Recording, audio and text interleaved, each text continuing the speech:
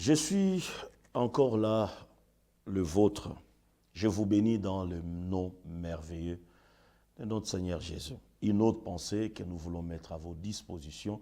Vous avez déjà pris une habitude de nous suivre, bien-aimés en Jésus. Je sais que chacun a son domaine de prédilection. Dieu nous a beaucoup graciés en nous appelant dans la parole de Dieu. Raison pour laquelle nous tentons à mettre à vos dispositions quelques paroles, quelques révélations, je corrige, de la parole, pouvant vous fortifier et pouvant vous remonter encore. Et aujourd'hui, nous allons voyager dans le livre d'Exode, Exode chapitre 15. Exode chapitre 15, prenons quelques passages et réfléchissons ensemble. Commençons par les versets 22 et le suivant. Moïse fit partie d'Israël de la mer Rouge. Ils prirent la direction du désert de Chour. Et après 3 journées de marche dans le désert, ils ne trouvèrent point d'eau. Ils arrivèrent à Mara, mais ils ne purent pas boire l'eau de Mara parce qu'elle était amère. C'est pourquoi ce lieu fut appelé Mara. Le peuple murmura contre Moïse en disant « Que boirons-nous » Moïse cria à l'Éternel, et l'Éternel lui indiqua un bois qu'il jeta dans l'eau, et l'eau devint douce. Ce fut là que l'Éternel donna au peuple des lois et des ordonnances, et ce fut là qu'il les mit à l'épreuve. Il dit, si tu écoutes attentivement la voix de l'Éternel, ton Dieu, si tu fais ce qui est droit à ses yeux, si tu prêtes l'oreille à ses commandements, et si tu observes toutes ses lois, je ne te frapperai d'aucune maladie dont je frappais les Égyptiens, car je suis l'Éternel qui t'ai guéri. Et la fin, verset 27, très important, ils arrivèrent à Élim, où il y avait 12 sources d'eau et 70 palmiers. Ils campèrent là, près de l'eau. Alléluia. La petite pensée ou titre que je vais donner à cette pensée, c'est simplement les eaux des Mara. Les eaux des Mara. Alléluia. Les eaux des Mara. Bien-aimés en Jésus, ici Israël n'est plus en Égypte. Israël est au-delà de l'Égypte. Israël a vécu des choses extraordinaires. Israël a vécu les miracles, les signes et le prodige. Dieu lui-même est descendu pour libérer, pour exoder Israël de l'Égypte vers la terre promise.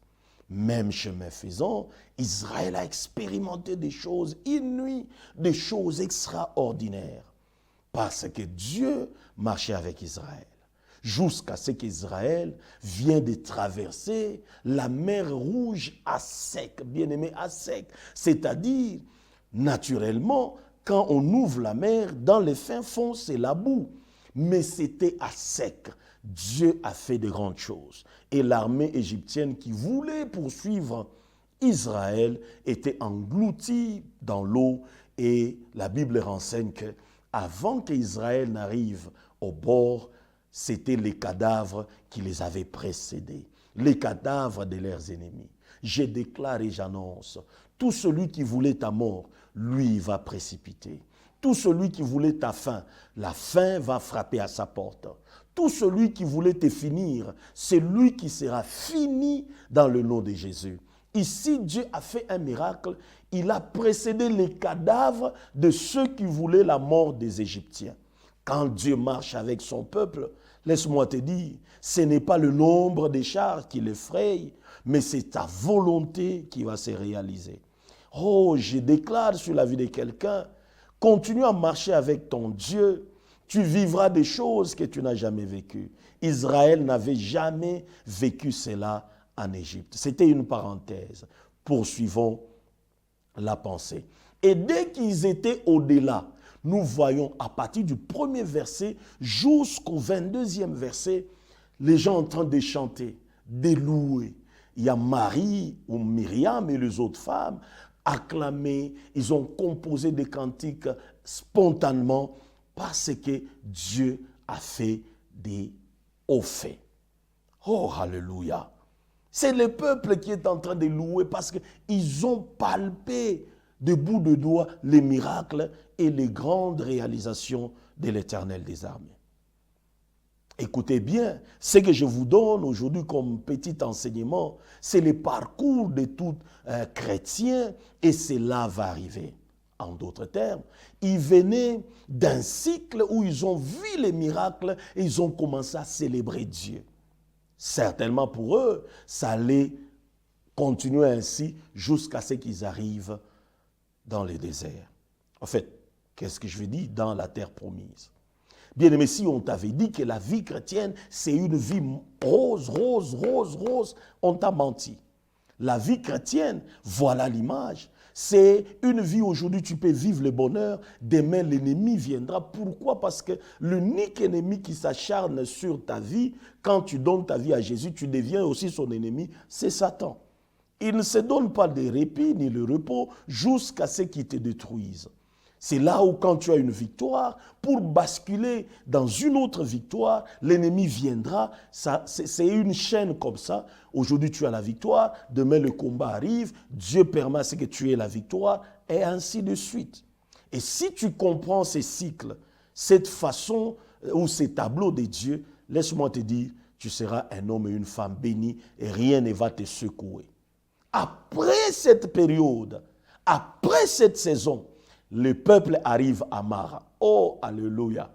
Quand ils arrivent à Mara, la situation devient contraire de ce qu'ils avaient vécu. Là, l'eau est amère. L'eau, c'est la vie. En d'autres termes, la vie ne leur donne pas le plaisir parce que les eaux étaient amères. Oh mon Dieu. Bien-aimé, tu peux venir d'une grande réalisation, mais les jours suivants, c'est autre chose. Quelle est l'attitude que tu dois afficher? Ici, des grandes leçons que je dois devoir mettre à vos dispositions. Et quand ils arrivent à Mara, bien-aimés, les eaux étaient amères. Regardez l'attitude, ils ont commencé à murmurer. Parlant en mal de Moïse, ils ont commencé à murmurer. Bien-aimé, le murmure, ce n'est pas le domaine de Dieu, ce n'est pas l'élément de Dieu, ce n'est pas ce que Dieu attend de toi et moi lorsqu'on ne passe pas de moments désagréable. Ce n'est pas ce que Dieu attend. Dieu attend de toi et moi une attitude positive lorsque tu arrives à Mara. À Mara, les choses deviennent amères. Ta vie est amère, mais tu es dans la promesse de Dieu. N'oubliez pas, Israël n'était plus en Égypte. Israël marchait vers l'accomplissement de ce que Dieu a dit.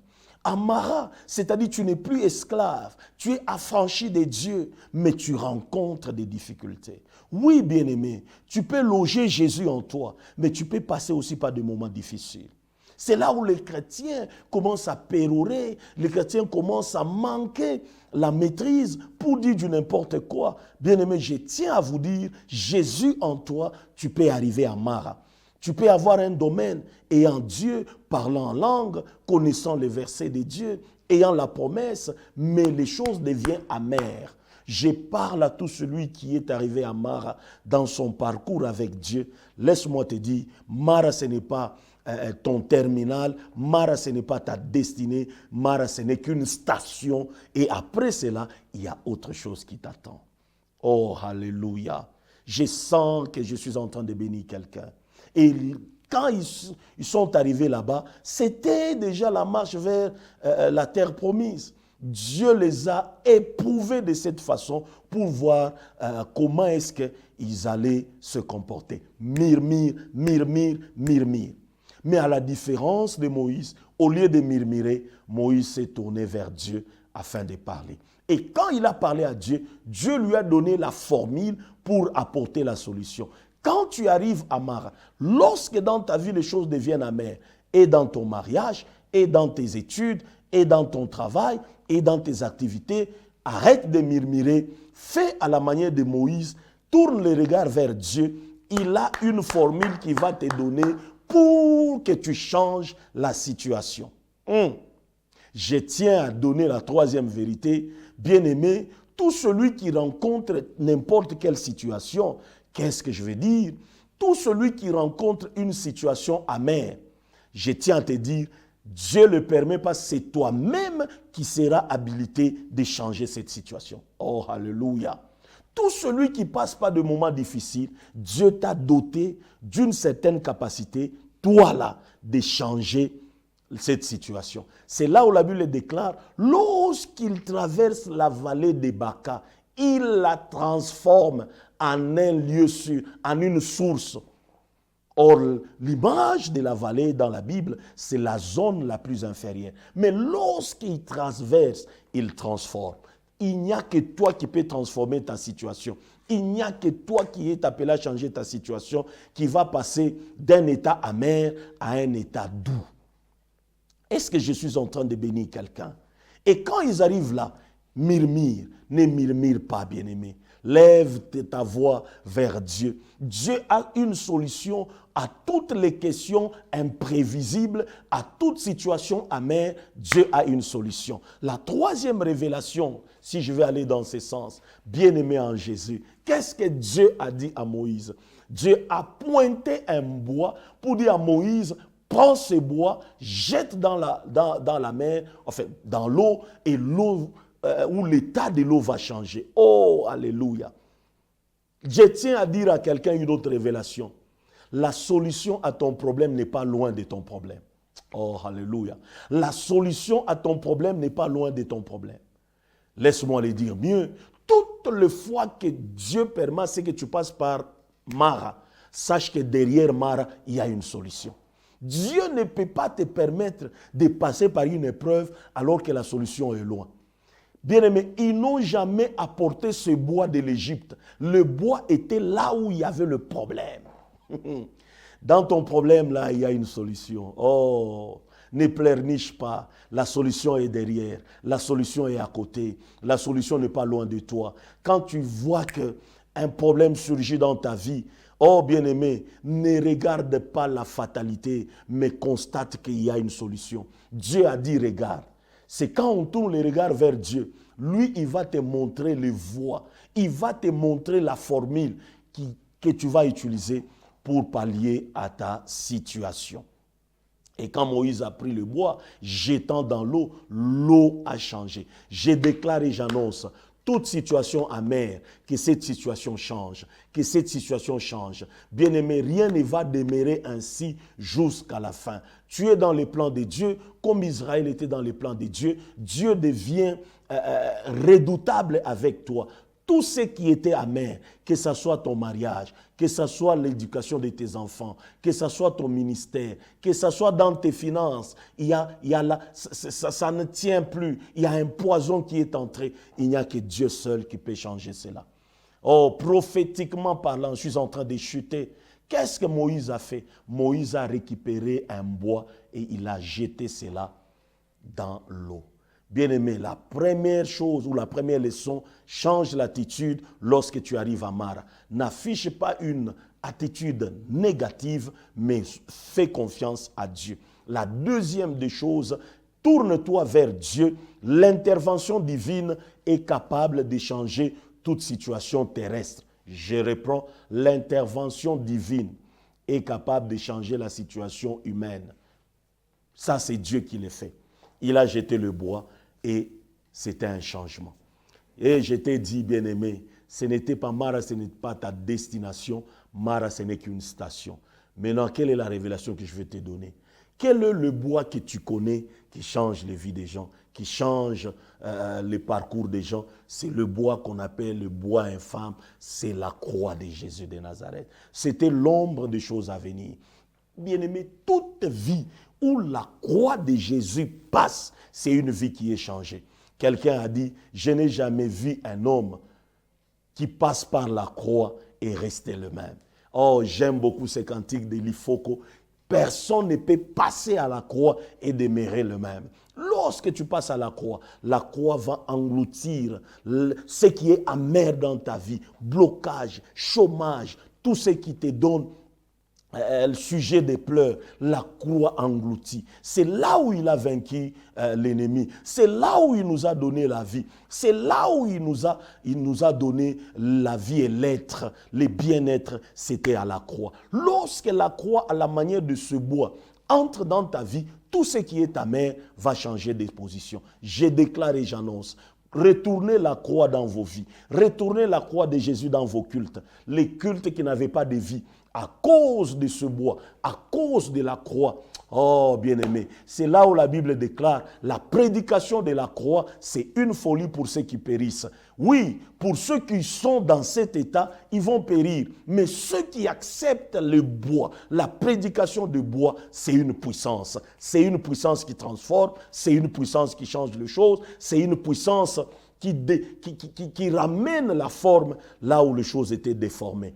Bien-aimé en Jésus, j'ai pris que la croix revienne dans ta maison, dans tes études, dans tout ce que tu entreprends, dans ton mariage qui boitait, les choses qui étaient amères. J'ai fait appel à l'œuvre de la croix. Que l'œuvre de la croix change les choses dans ta vie. Si tu es d'accord avec moi, donne-moi un amen. Laissez-moi chuter sous cette note. Bien-aimé en Jésus, après Mara, ils arrivent à Élim. Qu'est-ce qui est allé ou qu'est-ce qui s'est passé à Élim? Il venait d'une situation médiocre liée au manquement de l'eau. Mais la station suivante, la prochaine étape, c'était l'abondance de ce qui manquait à la situation précédente. Or, bien aimé, à Élim, ils ont trouvé 12 sources d'eau, alors qu'à Mara, il y avait un problème d'eau. Si tu fais confiance à Dieu, Dieu va te prendre d'une situation médiocre à une situation glorieuse. Bien-aimé, de là où ils pouvaient murmurer, alors que c'était possible de tourner le regard vers Dieu, Dieu voulait leur dire, si vous murmurez aujourd'hui, vous ne savez pas ce qui vous attend demain. Alors il faut tenir ferme aujourd'hui parce que la gloire à venir ne sera jamais comparée à la gloire de la première maison. Je tiens à dire à quelqu'un, ce que tu vas aujourd'hui est loin comparable à ce qui t'attend demain. C'est comme ça que la Bible déclare. J'estime que les souffrances du temps présent ne seront jamais comparées à la gloire à venir. Bien-aimé, ne perds pas ta communion avec Jésus par rapport à ce qui se passe aujourd'hui. Ce que Dieu a préservé pour toi demain, c'est loin comparé à ce que tu endures aujourd'hui. La meilleure chose est à venir. Ce qui est excellent est à venir, c'est devant toi. Bien-aimé, la prochaine étape, la prochaine station, c'est une gloire qui t'attend. Là, ils ont trouvé l'eau en abondance, alors qu'avant cela, il y avait carence d'eau. Je tiens à dire à quelqu'un, si tu restes attaché à Dieu, la prochaine étape, tu vas oublier la précédente qui était amère. Je vous bénis dans le merveilleux nom de notre Seigneur Jésus. Les bonnes choses ne durent pas. Je mets à vos dispositions toutes ces révélations parce que Dieu veut que vous soyez transformés et que l'ignorance soit détruite dans vos vies et que la connaissance prenne place. Merci infiniment. Avec mes techniciens derrière les caméras, je vous bénis. C'est un travail des titans qu'ils sont en train d'abattre, que le Seigneur se souvienne d'eux pour simplement permettre à quelqu'un de recevoir la bénédiction. C'est toi et reçois cette bénédiction dans le nom merveilleux de notre Seigneur Jésus. Rendez-vous à un autre numéro d'ici peu. Que Dieu vous bénisse abondamment.